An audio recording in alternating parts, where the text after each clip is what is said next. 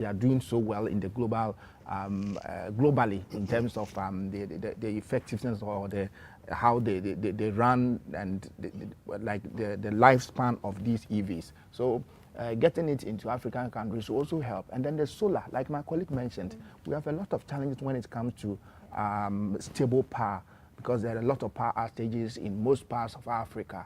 And then you mentioned of Nigeria, Ghana too, we also have our challenge. So if we are able to get a lot of solar, it will help a lot, because like I was saying from the beginning, the hydro power that the Chinese government constructed for us, that's the Bui power hydro at the in the Bono region, that the German South district, for instance, it has been able, and then that is serving a multi-purpose district, because those days there were a lot of floods in that area. The Bui power, when they constructed, it is serving for helping the farmers to engage themselves in all year-round farming.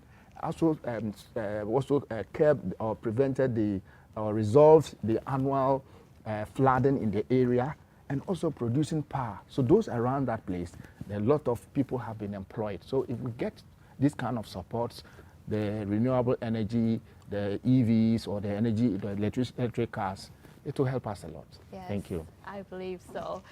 So one final question, because as media professionals, it's our responsibility to strengthen the communication between all the countries. And I believe, I understand that you have spent months here in China. You have visited so many places. So Mr. Raphael, could you please tell us your experiences? And I would very much love to learn from you that how do we strengthen our media cooperation so as to deepen the understanding between the people of our two countries? Yeah, thank you.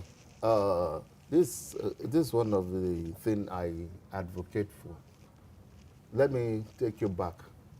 I'm making reference to FOCAC because we saw practical, this thing we are saying is practical.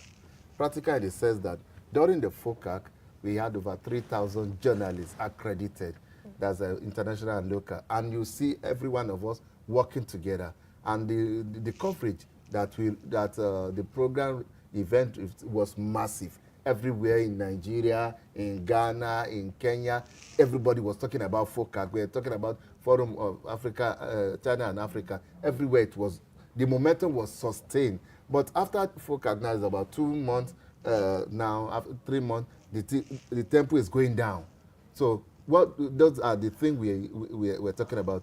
To be able to help as media men, it's time for us to sit down and double up our assignment.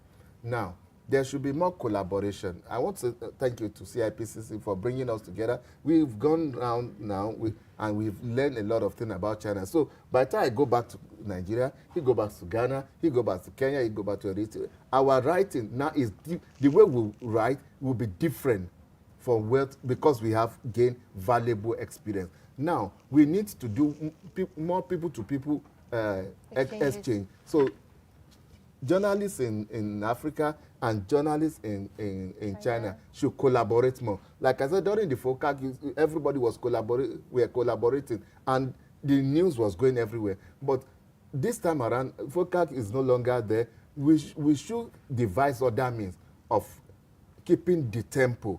We should have more exchange visits between, just as we are here, somebody was saying earlier that we should also organize Chinese should go to Africa, because the mode of media relation, the way we relate media is quite different. The method in Africa is not the same method here. So there are differences. So we need to collaborate together. We need to share more information. Most time we depend on third hand, which is the Western world media. And Western media. And because of that, there are a lot of propaganda, misinformation. Because if you read through what some of the Western media is writing about Belt and Road, is not the true story. So we that know the true story, we need to do more. So I'm soliciting for more exchanges between both people. Then we should also do more fact-finding story. We should do more we should do more of a documentary. Okay, I'm here in Nigeria. Claire is there in China. We'll fact check together, produce report together with Nigeria input, with China input, this will help project. Then also we should write accurately. We should double up now more than before. We should, so that we eradicate middlemen. When I say middlemen, that is the third. The Western media is the middleman. So there should be more of Chinese presence in Africa and more of Chinese presence in now in back home.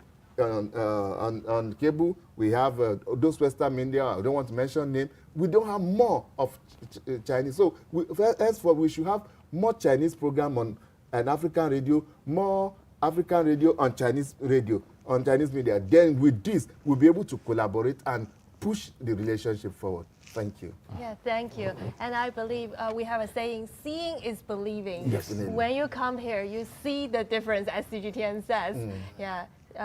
Come over and see the real China. And also, I also want to have this opportunity to see the real Africa. You are invited. Yes, thank you so much. So it's about time to conclude our session today. On the path to modernization, no one or no country should be left behind. Yes. And I hope, I sincerely wish that in the future, let's go hand in hand and bring about a brighter future of prosperity, security, and progress for all the world. Thank you so much. Thank you so much for joining us today. Thank you so much for Thank you. having us. Thank you so much. We are grateful.